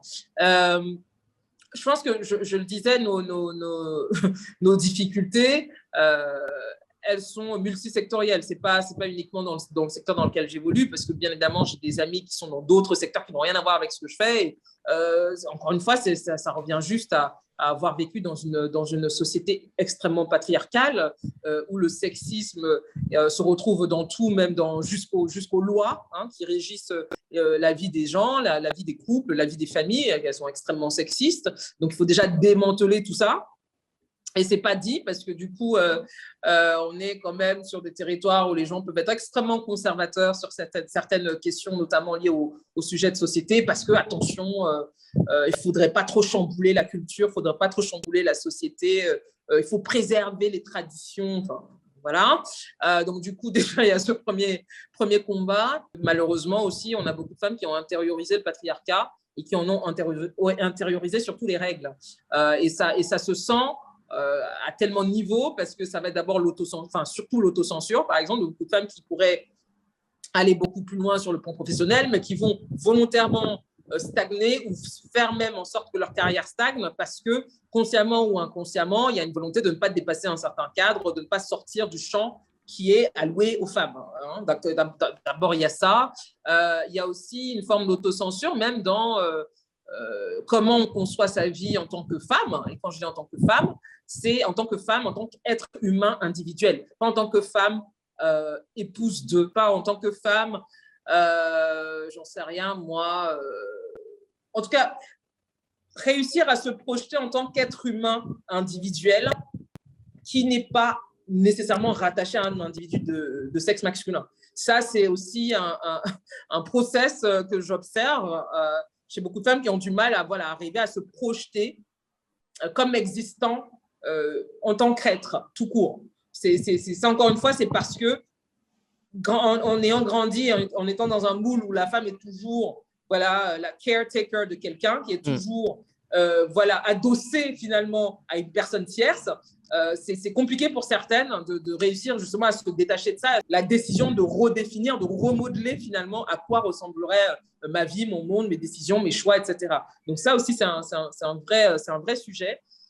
Et bien évidemment aussi, à quoi on est confronté, les inégalités. Bon, ça, c'est mondial, hein, mais ça, du coup, ça se ressent encore un peu plus ici. Les inégalités salariales, les inégalités en termes de traitement, les inégalités dans l'accès au financement, inégalités dans l'accès même aux opportunités, où on va avoir...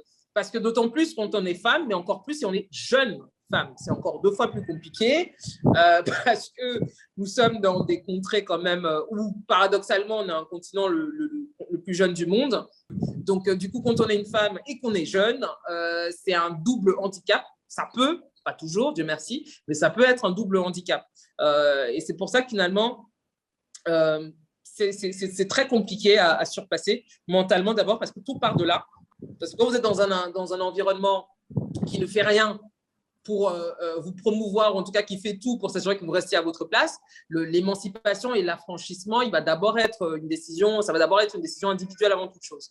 Vous pouvez être inspiré même par vous-même, par avoir une envie de vous dire, voilà, j'ai envie de me dépasser, j'ai envie de sortir, j'ai envie de faire des choses, d'aller là où on ne m'attend pas nécessairement. Voilà, ça demande une forme de courage, une dose de courage supplémentaire, j'ai envie de dire. Et voilà, donc Dieu merci, les femmes africaines n'en manquent pas en termes de courage. Donc, je pense que c'est pour ça que, à mon avis, on tient le bon bout. C'est juste qu'il va falloir qu'on soit extrêmement, à mon avis, patiente et qu'on arrive peut-être aussi et ça revient à la question peut-être de l'afroféminisme tout à l'heure, à définir peut-être notre propre forme de féminisme africain. Je pense que des féminismes africains, il y en a plusieurs. Je pense que voilà, il y a cette conversation-là qui devrait peut-être avoir lieu sur... certes, on est africaine et puis on est féministe, mais qu'est-ce qu'on prend du féminisme international ou blanc et qu'est-ce qu'on laisse? Qu'est-ce qu'on définit ici localement sur ce qui est important pour nous et qu'est-ce qu'on enlève? Voilà, il y a aussi cette question-là. Et je pense qu'on n'est pas la première génération féministe africaine. Hein. Je pense qu'il y a eu Mariamba et bien d'autres femmes avant nous qui ont ouvert la porte. Mais elles ont commencé un chemin que je pense la génération actuelle doit continuer pour faciliter justement les choses pour celles qui viendront après nous. C'est fascinant. Merci énormément pour ça. Et malheureusement, notre entrevue mène bientôt à sa fin. Donc, juste une dernière petite question sur ce sujet-là. Donc, vous avez vraiment parlé du rôle des femmes, donc le courage qu'elles doivent avoir un peu pour dénoncer ce fléau-là du sexisme ouvertement. Mais on aimerait bien parler aussi du rôle de l'homme africain dans tout ça. Donc, à l'époque, on a vu l'exemple qu'a donné Thomas Sankara, qui avait mis en place des politiques féministes à l'époque, et c'était très courageux de sa part. Et il a poussé les hommes africains à voir autrement et à se dire que, bon, pourquoi pas faire le marché quelques fois par semaine pour rééquilibrer les choses et pour penser différemment. Donc, à votre avis, aujourd'hui, où en est la lutte plutôt du côté des hommes et comment changer ces mentalités-là en Afrique?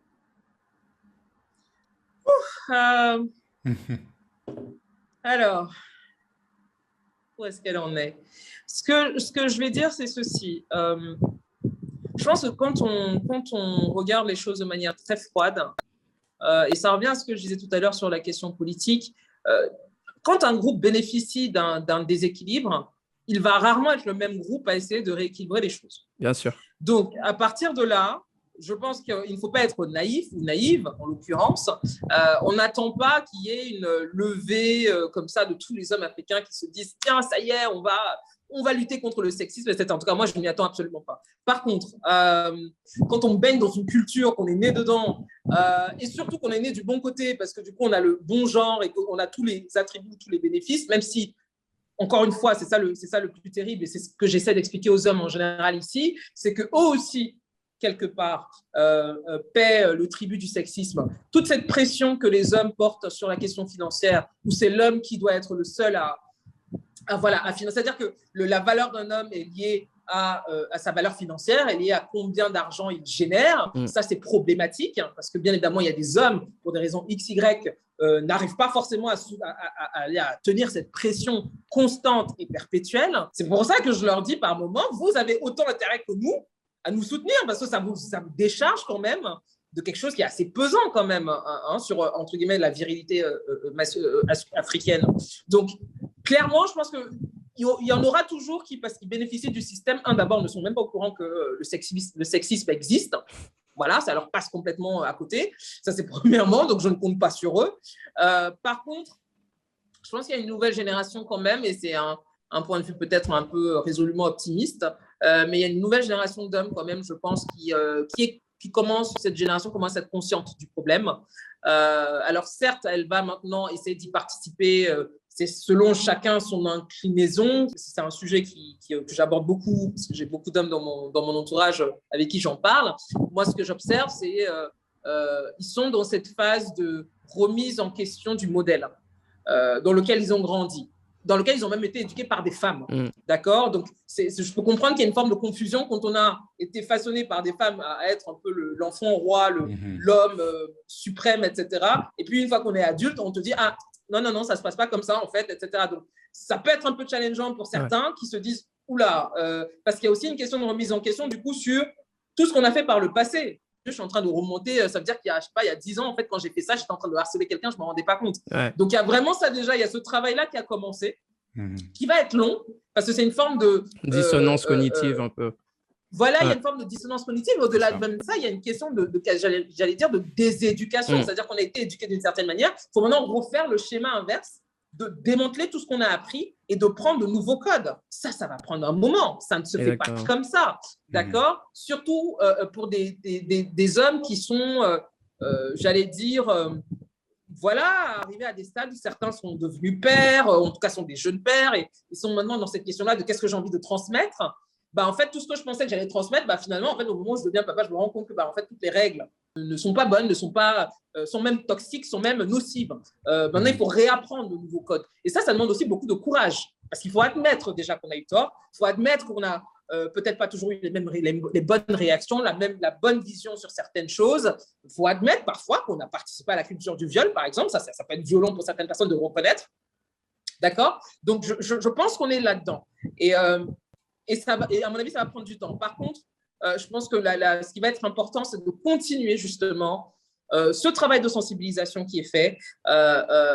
Et ça, je dis de femmes, de féministes, de toute personne qui justement veut contribuer au changement des mentalités. Il faut continuer à le faire, même si on a l'impression qu'on recule ouvertement. Moi, je dis non, on avance. Le travail psychologique de réévaluation, ils ne vont pas le crier sur tous les toits. Par contre, ils vont le faire discrètement, en privé, dans leur propre conscience. Le petit changement va s'opérer comme ça progressivement, et je pense que l'étape d'après qui sera vraiment importante, c'est une fois de plus que les femmes à un moment donné, entre guillemets, arrêtent de dire aux hommes voilà ce qui ne va pas, mais que les hommes entre eux commencent à se dire ça. Ça va être le deuxième et peut-être le plus dur des combats, c'est que les hommes arrivent à s'auto-corriger eux-mêmes en disant hey, mec, ce que tu viens de faire là, ça s'appelle du harcèlement, ce que tu viens de faire là, ça s'appelle un viol. faut que les hommes aient ce truc-là, ou de se dire ce que tu viens de faire là, c'est de la discrimination, pourquoi tu ne donnes pas ce truc-là parce qu'elle est une femme, etc. etc.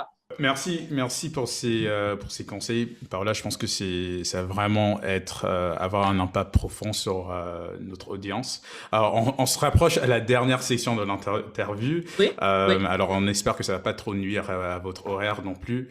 Alors, on est dans la section des questions Umoja. Alors, les questions sur l'unité africaine. Alors, selon vous, quelle est l'importance de l'Umoja, l'unité africaine, et comment pouvons-nous le faire unir les Africains à travers le monde? Comment on pourrait faire pour unir les Africains à travers le monde? Je pense qu'on a une cause commune qui est l'Afrique, aussi fière de ses origines, c'est-à-dire que vous allez rarement entendre des gens dire « je suis européen ». Ou je suis asiatique, les gens diront d'abord leur pays, mais nous, je pense que sur le continent, on a vraiment ce truc-là, je suis africain, voilà, on a une espèce d'identité commune comme ça, qui pour moi est un facteur très très important. Maintenant, une fois qu'on a dit ça, on a aussi nos spécificités en fonction de nos régions, de nos langues, de nos pays, parfois même de comment nos pays respectifs ont été colonisés.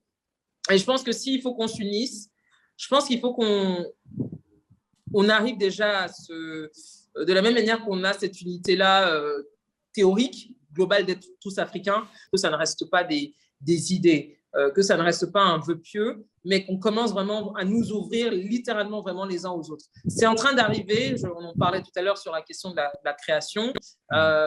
Moi, je suis vraiment heureuse de voir aujourd'hui les gens regarder au-delà de la langue. Je suis anglophone, je suis francophone, mais de regarder au-delà et de se dire, bon, we're all Africans first of all. And let's rise the whole continent up. Et puis les spécificités régionales, on va voir ça après. Donc je pense que c'est, à mon avis, c'est en train d'arriver, c'est encore très lent parce que, encore une fois, il ne faut pas oublier, je pense que l'histoire joue un très très grand rôle, l'histoire du continent, encore une fois la manière dont on a été colonisé, la manière dont nos territoires ont été découpés, etc. On ne peut pas penser que ça n'aura pas d'impact sur notre rapport en termes de fraternité, etc. Donc je pense que la dynamique va changer progressivement. Je pense que la question d'unité viendra à partir du moment où on arrive vraiment à ne plus réfléchir en tant que nationaux, en tant que personnes régionales ou sur la base de notre langue, mais vraiment en tant qu'Africains tout court. Voilà. Et moi, c'est en tout cas à titre personnel, parce que j'essaie toujours d'appliquer les conseils que je donne, c'est vraiment une vision que j'ai. C'est un travail que je fais au quotidien de ne pas restreindre ma vision à je suis en Côte d'Ivoire, je vais regarder juste la Côte d'Ivoire et le Sénégal, mais voilà, j'essaie de m'intéresser à ce qui se passe en Zambie, à ce qui se passe en Angola, d'élargir mon horizon au plus large possible, parce que je considère que ma maison, c'est l'ensemble de la zone subsaharienne en tout cas, et que je me sens aussi concernée par ce qui se passe dans d'autres pays africains que dans le mien. Voilà. C'est super, de très bons conseils. Question peut-être un tout petit peu difficile à répondre comme ça, mais quels sont 3 principaux enjeux sur lesquels la communauté africaine devrait travailler afin de construire un continent prospère et plus unifié? Et en plus sur ça, j'aimerais préciser que pour nous, à Umoja, quand on parle de la communauté africaine globale, ça inclut aussi les gens des Caraïbes, les Afro-Américains et toute la diaspora africaine aussi. Je vais juste peut-être en citer un seul. Je pense que sur la question essentiellement politique, parce que beaucoup de choses se jouent à ça. Bien évidemment, on peut parler de questions économiques, on peut parler de la question sur l'éducation, sur la santé, les secteurs prioritaires, mais tout ça revient toujours à la même chose. C'est la question de volonté, de la démocratie et de la volonté politique. Et donc, pour le moment, je pense qu'on a des sociétés civiles qui font ce qu'elles peuvent, d'accord, des organisations de la société civile qui font ce qu'elles peuvent, mais clairement, je le dis souvent, moi, idéalement, j'aurais adoré qu'on ait une forme de…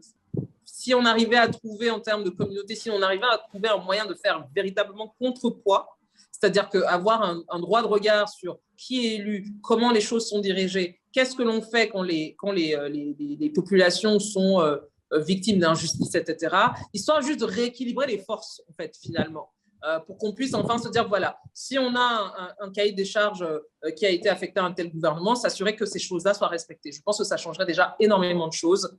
Ça permettrait juste que les gens vivent un peu plus dignement, qu'ils ne soient plus tellement désespérés. Il faut vraiment trouver un moyen, j'allais dire,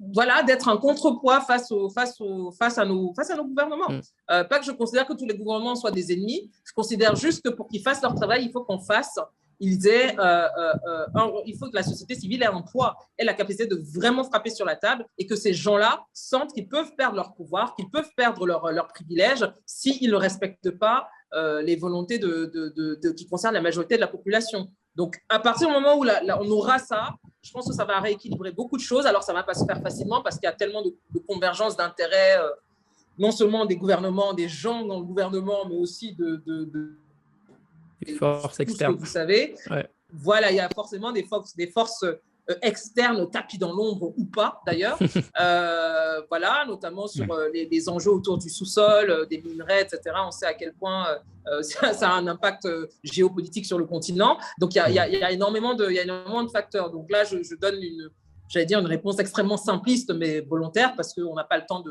d'étayer ici. Mais voilà, je pense que pour moi, si on règle ça, on règle énormément de choses en aval. Et finalement, un conseil, un proverbe ou un livre et une musique à recommander à la jeunesse africaine aujourd'hui? Alors, jeunesse africaine, c'est très large. Hein. Les goûts sont dans la nature. Comment on plaise à tout le monde. Sur la musique, je ne vais pas donner d'artistes, je vais plus peut-être juste recommander aux artistes, à la jeunesse africaine de peut-être plus se cultiver sur la période années 50, années 70 de la musique africaine, qui a été quand même un âge d'or musical, qu'on ne connaît pas forcément très bien. On a tous entendu certains titres par nos parents, etc. Mais vraiment de creuser, de revaloriser ça, notamment pour tous ceux qui sont dans le secteur musical. Je trouve entre guillemets, on ne sample pas assez. On ne fait pas assez de sampling. Pourtant, on a des trésors. Alors après, c'est pour des questions de droit parfois, mais on a tellement de trésors dans les années 50, surtout 60-70 après les indépendances. On a eu une création culturelle incroyable sur le continent que je pense qu'on n'a pas encore fini d'explorer. Donc, je recommanderais, il y a beaucoup de compilations en ce sens sur les plateformes de streaming. Donc, je vous renverrai, allez réécouter les artistes de vos pays respectifs ou même d'autres pays africains dans cette tranche d'âge, cette période du temps, c'est très inspirant. Ça donne, il y a une forme de nostalgie, même si on n'était pas nés, mais il y a une forme de nostalgie et je pense que c'est très inspirant aussi et je pense qu'on peut s'en servir encore pour s'inspirer et pour créer à l'heure actuelle. Donc, je dirais ça sur la partie musique africaine. Donc, vraiment repartir un peu sur les fondamentaux, entre guillemets. Sur un livre, tout ce que je lis en ce moment sont des fictions ou des récits autobiographiques. Le dernier récit que j'ai lu, c'était pas une africaine, donc je ne pense pas que ce soit pertinent d'en parler. Et le bouquin que je lis en ce moment est une fiction nigériane qui parle de polygamie. Par une autrice nigériane adoubée par Chimamanda Adichie.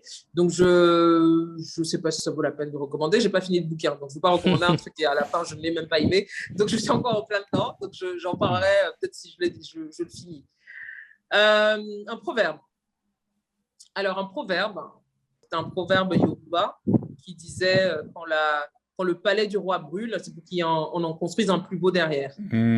Et je trouve ça très beau parce que ça dit beaucoup de choses. Ça dit beaucoup de choses sur d'abord ce qu'on célèbre beaucoup sur le continent, qui est la résilience. Hein. Donc, quand les choses deviennent très dures, en général, c'est parce qu'il y a mieux devant, comme on dit. Donc, c'est un peu un message d'espoir.